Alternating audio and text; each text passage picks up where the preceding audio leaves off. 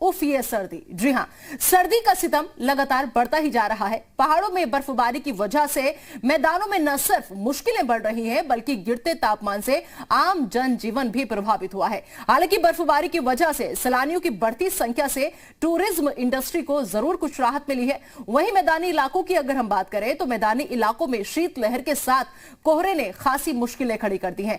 कोहरे की वजह से कई हादसे सामने आ चुके हैं तो वहीं वाहनों की रफ्तार भी धीमी पड़ चुकी है।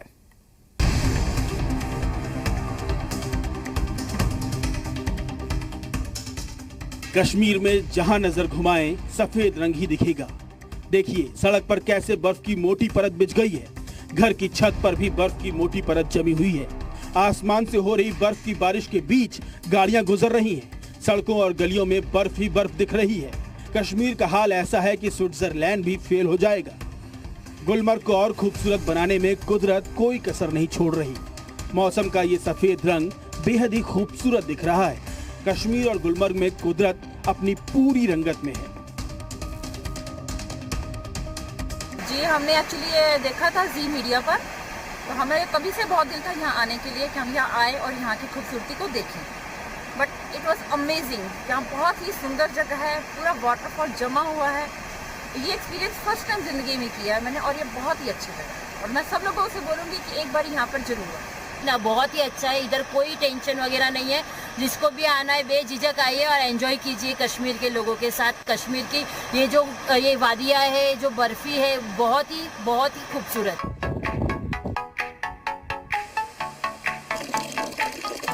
इधर मनाली में भी झील और तालाब सब कुछ बर्फ बन गया है। कुदरत की इस खूबसूरती को देखने के लिए दूर दूर से सैलानी यहाँ पहुँच रहे हैं। पहाड़ की ढलानों पर जमी बर्फ का पूरा लुत्फ ले रहे हैं।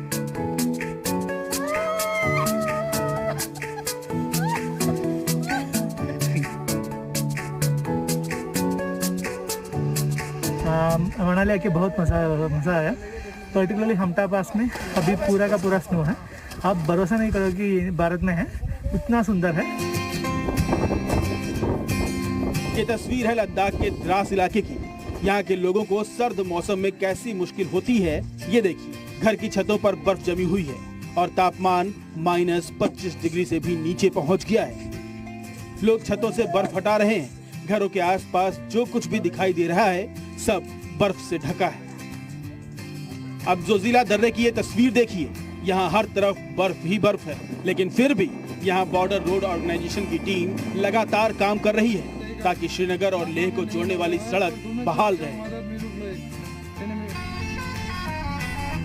ये हिमाचल प्रदेश का लाहौल स्पीति है, जहाँ ये 32 युवा स्नो राइड पर निकले हैं। ड्रोन कैमरों की ये तस्वीरें बेहद रोमांचक हैं। लाहौल में इन दिनों तापमान -12 डिग्री से भी नीचे गिर गया है और इस माहौल में स्नो राइड का रोमांचक सफर यकीनन आकर्षित करने वाला है। ब्यूरो रिपोर्ट, जी मीडिया।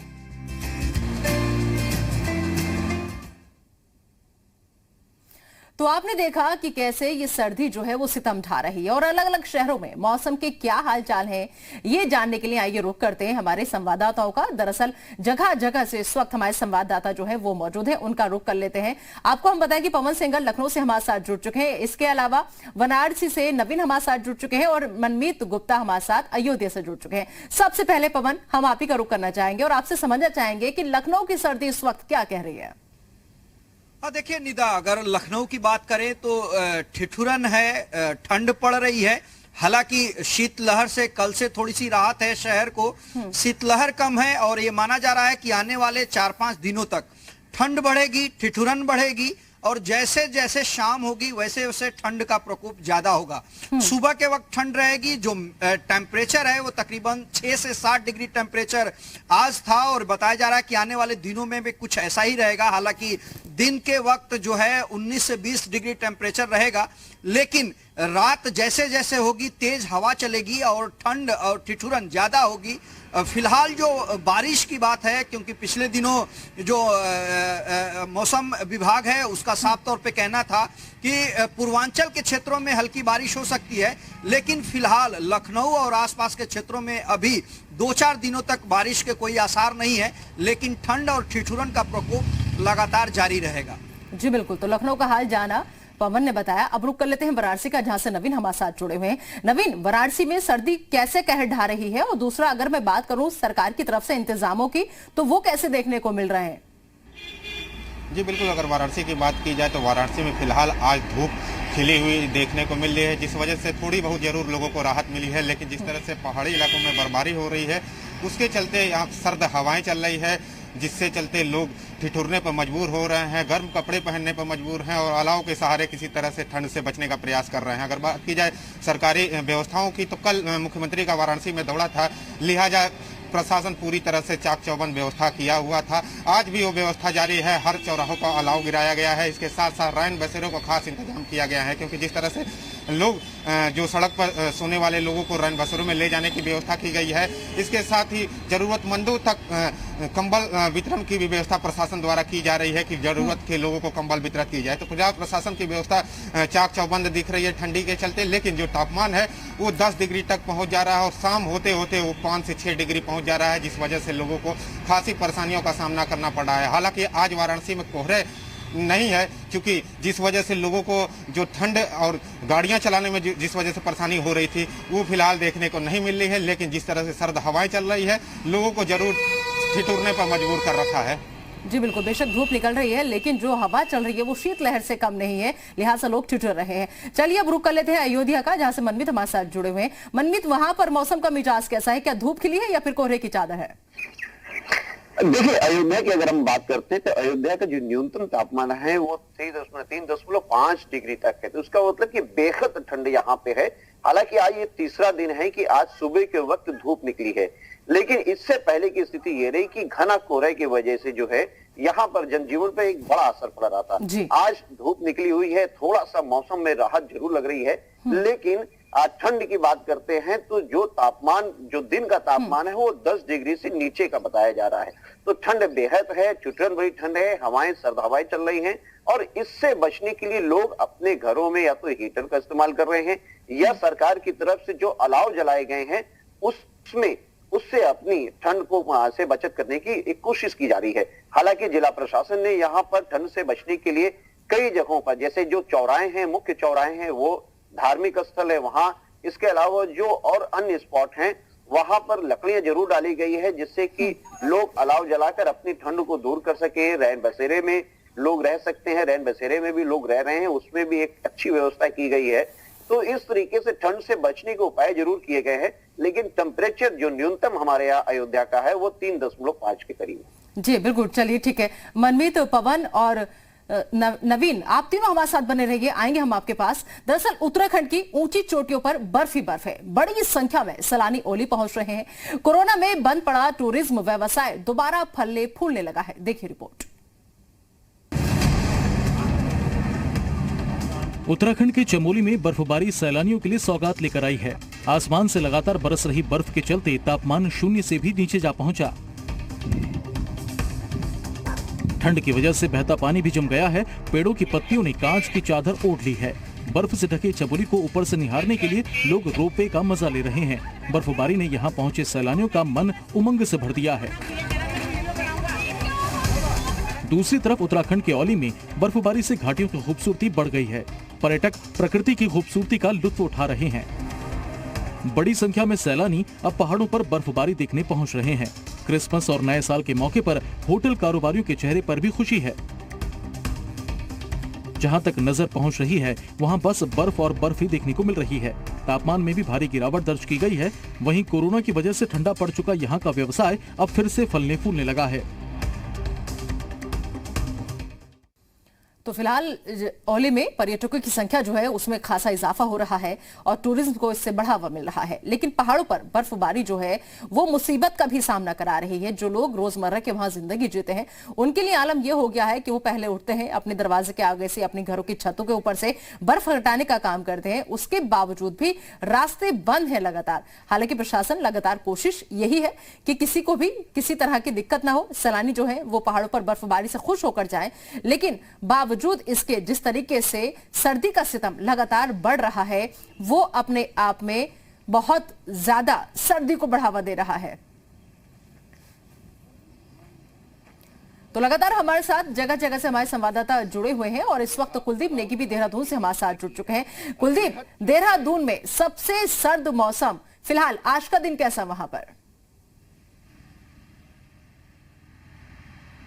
देखिए, फिलहाल सुबह का वक्त है और धूप खिली हुई है। मौसम विभाग का कहना है कि अगले 4-5 दिन मौसम का कुछ ऐसा ही मिजाज रहेगा, लेकिन 27 और 28 को मौसम में एक बदलाव के मौसम विभाग ने पूर्वानुमान जताया है, जिसके तहत बारिश और बर्फबारी की संभावना है। तकरीबन 2000 मीटर से अधिक और 2500 मीटर से अधिक के जो इलाके हैं वहां पर तो बर्फबारी होती ही है ऐसे मौसम में अगर वेस्टर्न डिस्टर्बेंस होता है, लेकिन जो 2000 मीटर से अधिक ऊंचाई वाले क्षेत्र हैं उसके आसपास भी बर्फबारी देखने को मिल सकती है। यानी कि जो हिल स्टेशन है वहां पर भी साल के अंत में बारिश और बर्फबारी का सिलसिला देखने को मिलेगा। और खासतौर से जो पर्यटक इस दिनों उत्तराखंड में आना चाहते हैं उनके लिए अच्छी खबर है। पर्यटन कारोबार से जुड़े जो लोग हैं उनके लिए अच्छी खबर है।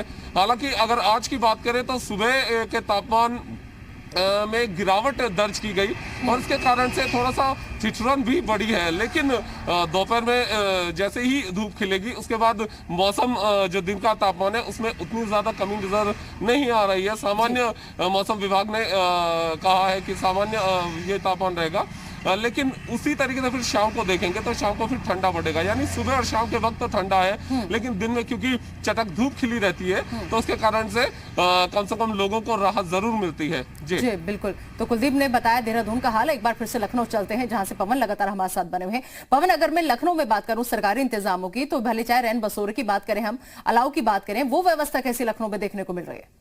देखिए निदा, लखनऊ उत्तर प्रदेश की राजधानी है और यहाँ पे तमाम बड़े अधिकारी बैठते हैं, उत्तर प्रदेश के मुख्यमंत्री बैठते हैं। हालांकि मुख्यमंत्री लगातार दौरे पे रैन बसेरों का जायजा ले रहे हैं, चाहे वो गोरखपुर की बात करें, बनारस की बात करें।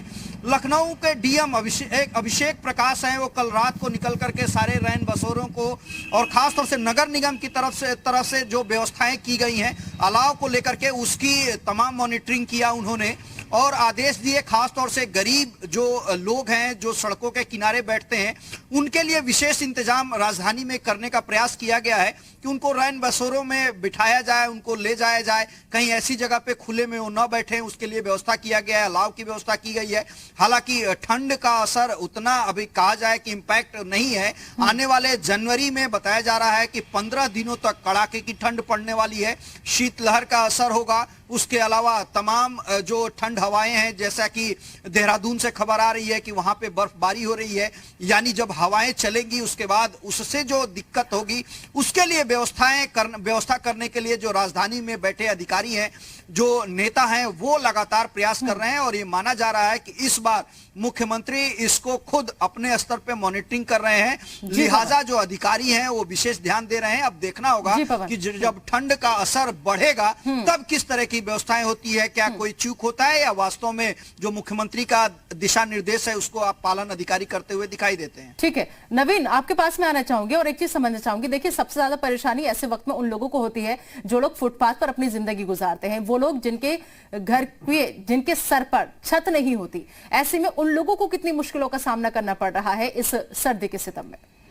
जी बिल्कुल निदाज, क्योंकि जिस तरह की सर्दी पड़ रही है, खास सबसे ज़्यादा दिक्कत उन लोगों को करनी पड़ रही है जो लोग असहाय हैं, गरीब हैं, जो सड़क पर अपनी ज़िंदगी बिता रहे हैं। तो उनके लिए प्रशासन द्वारा खास इंतजाम किया गया है, रैन बसेरों का इंतजाम किया गया है। मुख्यमंत्री ने साफ ये आदेश दिया है कि अगर कोई भी बाहर जो गरीब है सो रहा है तो उसको रैन बसेरों में पहुंचाने का प्रयास किया जाए, उनको कंबल मुहैया कराया जाए। लिहाजा प्रशासन अलर्ट है और मुख्यमंत्री का निर्देश का पालन करते हुए जो लोग भी बाहर सड़क पर मिल रहे हैं, नगर निगम की टीम द्वारा उसको रैन बसेरों में पहुंचाया जा रहा है। रैन बसेरों में अलाव का व्यवस्था किया गया है, कंबल और रजाई और गद्दे का इंतजाम किया गया है ताकि उनको किसी तरह से ठंड में कोई दिक्कत का सामना करनी ना पड़े। लेकिन जिस तरह से चौराहों की अगर बात की जाए तो चौराहों पर फिलहाल अभी प्रशासन की तरफ से किसी तरह की कोई व्यवस्था देखने को नहीं मिल रही है। अलाव की लकड़ियों की व्यवस्था नहीं देखने को मिल रही है, जिस वजह से लोगों को जरूर परेशानियों का सामना करना पड़ा है। लेकिन जो रैन बसेरों हैं उनकी उन रैन बसेरों में व्यवस्था चुस्त और दुरुस्त है। लेकिन सर्दी की अगर बात करें तो फिलहाल सर्दी आज वाराणसी में कम देखने को मिल रही है क्योंकि धूप खिली हुई है, सुबह से ही धूप खिल गई है। लिहाजा आज सर्दी का सितम जो लोगों को ढा रहा था वो कम सताएगा। लेकिन शाम होते होते वो सर्दी जो आज 10 डिग्री टेम्परेचर है वो 5 से 6 डिग्री पहुंच जा रहा है, जिस वजह से लोगों को काफ़ी परेशानियां हो रही है। लोग गर्मी गर्म कपड़े के सहारे अपने को सर्दी से बचा रहे हैं। इसके साथ साथ अलाव और हीटर के सहारे अपने को गर्मी सर्दी से बचाने का प्रयास कर रहे हैं। बिल्कुल, तो कुल मिलाकर सर्दी का सितम जो है वो बढ़ रहा है। नवीन, पवन, कुलदीप और हमारे साथ मनमीत गुप्ता जुड़े हुए थे। लगातार उन्होंने जगह जगह से हालचाल बताया कि कैसे इस वक्त मौसम का मिजाज है वहां पर। आप चारों का बहुत बहुत शुक्रिया फिलहाल इस तमाम जानकारी के लिए।